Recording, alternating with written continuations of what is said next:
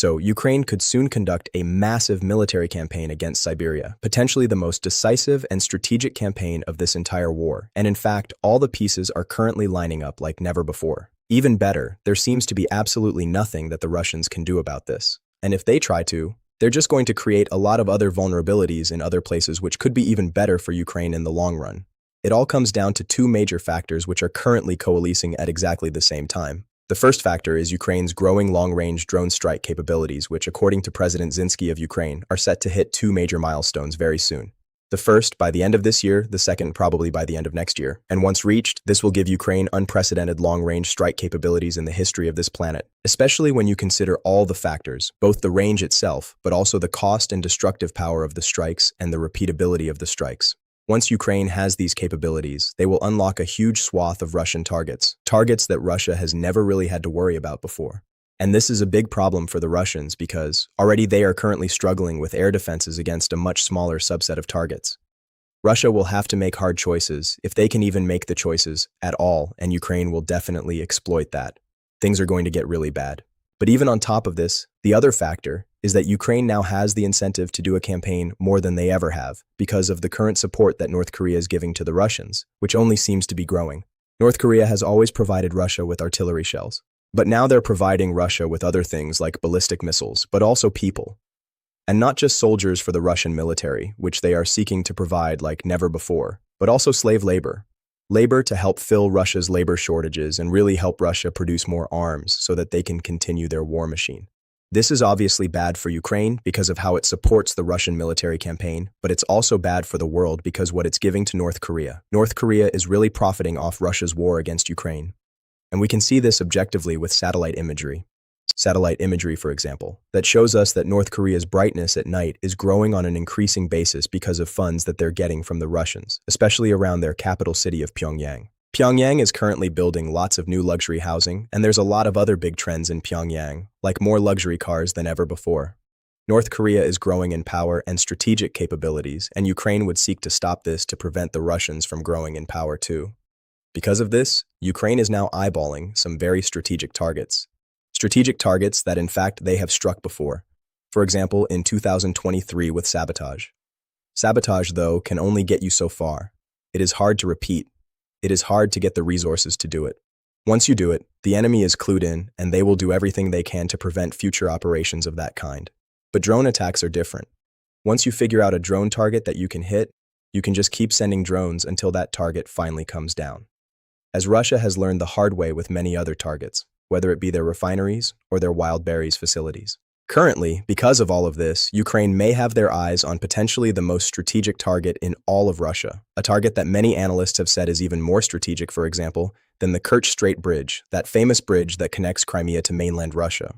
What I have in mind here is a similar choke point to the Kerch Strait Bridge, but one that would cut Russia off, not just a small peninsula from the mainland, but that would completely cut off a huge portion of Russia's country from reaching the front lines. It turns out that in Siberia near Lake Bol, there are some Russian railway tunnels. Railway tunnels that are a single point of failure in a massive Russian railroad network. A railroad network that connects Russia's west to their resource empire in the Far East, and also to all of their ports on the Pacific Ocean. This is also a vital land connection to Russia's most important international trading partners of China and North Korea, who increasingly are supplying vital supplies to Russia's military, either munitions or increasingly personnel, or components to munitions like drones and missiles that Russia fires against Ukraine on a nightly basis. This land connection is more important than it's ever been, as Ukraine is now striking Russian ports and Russian ships in the Black Sea on an increasing basis, and the land route is Russia's only real alternative. This is a big problem because Ukraine has struck the single point of failure before very successfully, causing massive disruptions across the Russian military. And now they have the capability to strike this single point of failure like never before in ways that Russia cannot stop them. And on top of this, Russia's railroad industry is already experiencing a massive crisis which would make it very difficult to respond. If Ukraine were to strike these single points of failure, they could cave in tunnels that took decades to build. And right now, Russia's railroad network is in massive debt. Large portions of the system are offline. They can't get the resources or the personnel to maintain anything. If Ukraine were to strike this target, the timing would literally be perfect, and it could Russia like nothing has ever crippled Russia before, which is a big statement, but absolutely true. This, though, is just the tip of the iceberg. It's just one set of targets in one place. There are similar targets all over Siberia, not to mention many other categories of targets that we haven't even mentioned yet. We have an important realization then. Russia is about to be the weakest they have ever been, and Ukraine the strongest that we have ever seen. And for all that Ukraine has done over the past couple of months, which has been incredibly impressive, it seems that Ukraine is just getting started. We have a whole lot to look into today, so let's get into it. Ukraine's Independence Day is coming up on August 24th. That day will also mark exactly 4.5 years since Russia's full-scale invasion of Ukraine.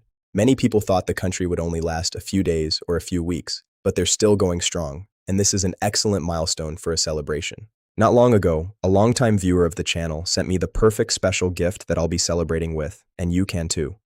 The gift was a small collection of wine bottles from the cellars of Bakhmut, the site of one of the most important battles of this war. A collection that I've come to cherish, art wine.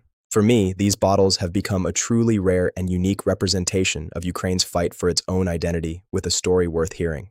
Before Russia's invasion, these bottles were aged in some of the premier wine cellars in the entire world, 60 acres of caverns 236 feet below the surface of Bakhmut.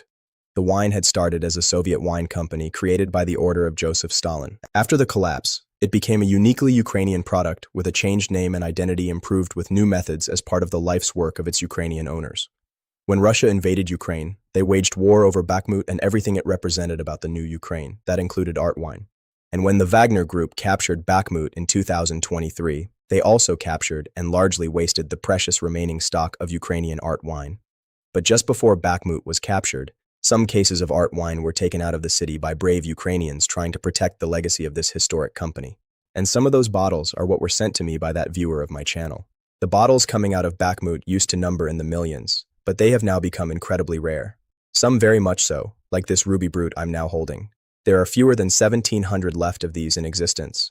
For other variants, that number is closer to around 150, and this bottle, which Russia failed to capture, is a physical representation of something Ukrainian that Russia tried to claim for themselves, but which escaped their grasp.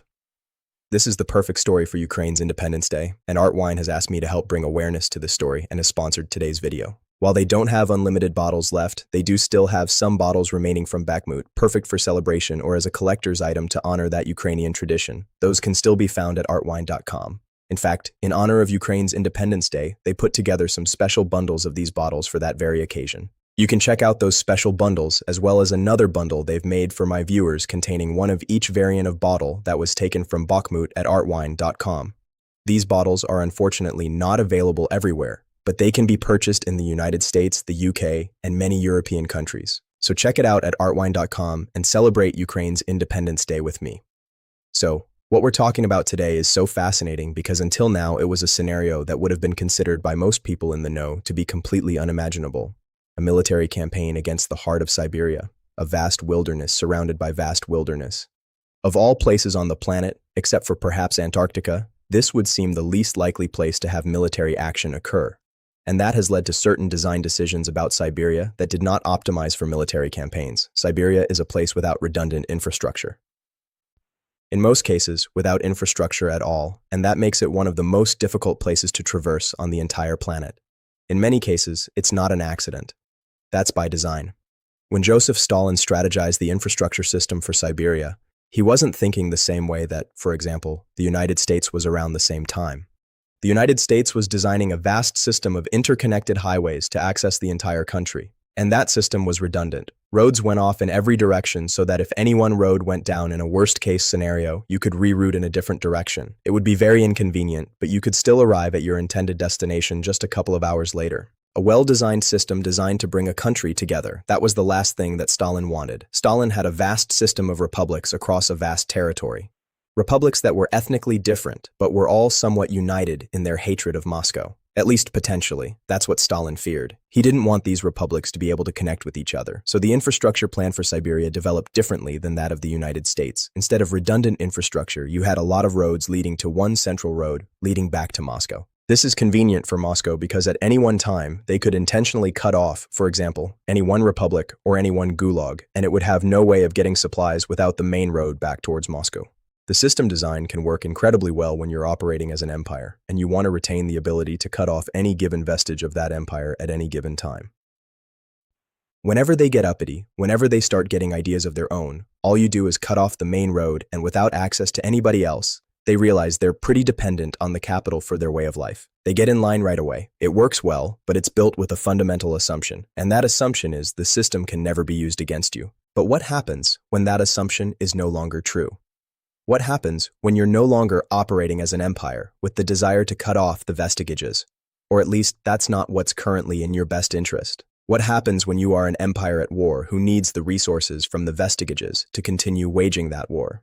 And you now, suddenly out of nowhere, have an opponent who is completely capable of cutting those vestiges off from you. This is the situation that Russia is now in. Almost without fail, the system does not have redundancy except for in those cases where it was near areas where, for example, the Chinese could have invaded the Soviet Union and cut off certain critical land routes. In these places, the Soviets did build redundancy. They did have foresight, but they didn't have that foresight to see decades into the future, to build that redundancy thousands of kilometers inland, in these very same spots where Ukraine is now able to strike. It means Russia is especially vulnerable. There are all sorts of different places that once Ukraine can start exploiting them, Russia will not have the ability to reroute their traffic at scale. Russia will be cut off from itself. The specific examples are striking, like Russia's longest rail tunnel, with a name so Russian I won't even attempt to pronounce it. But let me tell you, this thing is impressive and scary, especially if you're a Russian who depends on it. It is 15.3 kilometers long, and it crosses 4 different fault zones, plus an underground lake, giving it plenty of vulnerabilities and plenty of problems, even without the threat of Ukrainian strikes. Because of that, it does have a bypass, but the bypass isn't much better. It's called the Devil's Bridge, and it's called that for a reason. This is really meant for emergencies only. It is not meant as a viable alternative route to the tunnel.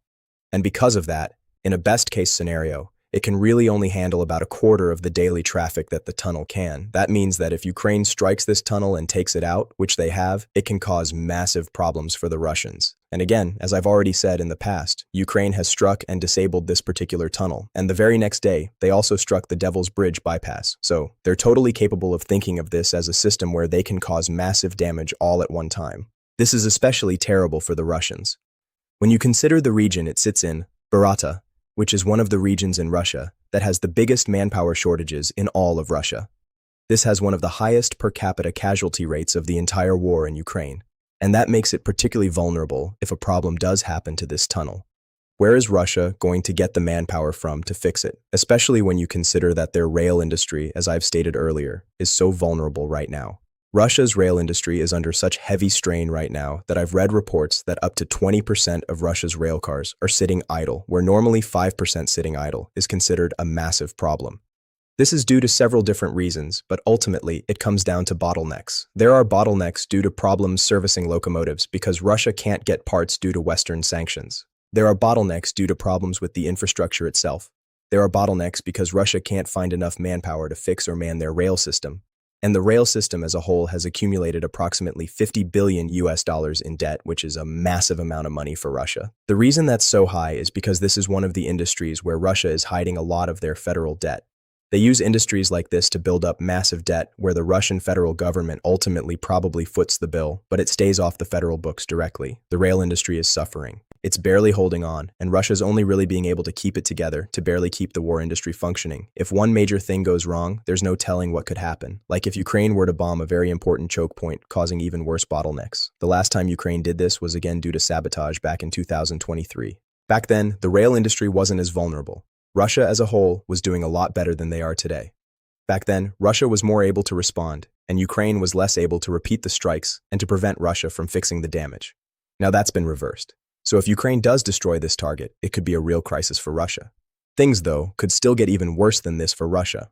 For example, if Ukraine chose to simultaneously or even independently hit critical choke points along the Trans-Siberian Railroad, for example, a major bridge that has been described as the Kerch Bridge of Siberia.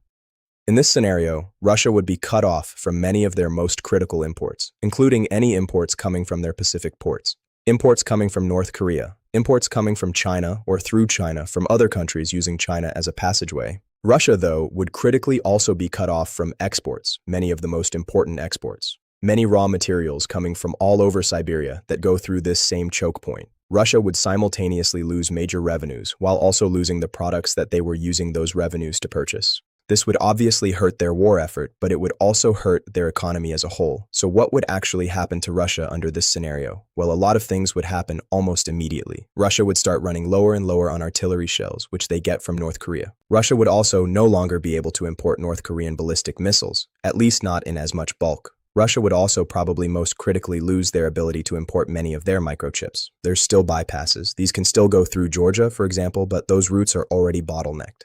There's already huge queues to get through those borders, and so when you cut off another major route, you can't necessarily get more capacity through those routes. Russia would lose its capability to continue to launch drones and missiles at Ukraine in nearly the quantities that they're used to. And as far as the war of attrition goes, it would be just another choke point on top of so many other choke points that would grind the Russians down. The damage doesn't stop there, though. There's all sorts of other bridges and other types of choke points all across Siberia that Ukraine could also strike, bogging down the rail infrastructure even further. And this would also bog down any factory or any facility in Siberia that Russia has recently built to support its war effort. And increasingly, Russia's been doing a lot of that. As Ukraine has been striking more and more Russian infrastructure over the years, Russia has been doing what Russia always does, moving back further within their own territory, where they think it's safe. But the safe areas are no longer safe. Many of them would be affected immediately by the bottlenecks that I've already mentioned. They wouldn't be able to get stuff through, which is almost as good as destroying the entire factory. Other factories could be targeted directly for the same reason that Ukraine could now target these bottlenecks. And so those that are not in the zone of the choke point would still be hampered pretty severely. This is a major deal for Russia. Russia's biggest advantage historically has always been that they have defensive space. In pretty much every major war that Russia is famous for, they have simply retreated further and further and further within their own country.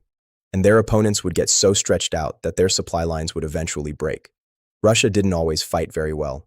They simply retreated until their enemies essentially defeated themselves. But that strategy is no longer working. Russia's massive size is now working against it because now they have targets all over the place that they can't possibly defend with limited air defense systems. This also creates other critical vulnerabilities for Russia because you have to ask what happens to Russia when they can no longer quickly move massive quantities of material or men from east to west or from west to east. This has implications for the front line, not just the front line in Ukraine, but also the theoretical and potential front line in the Russian Far East.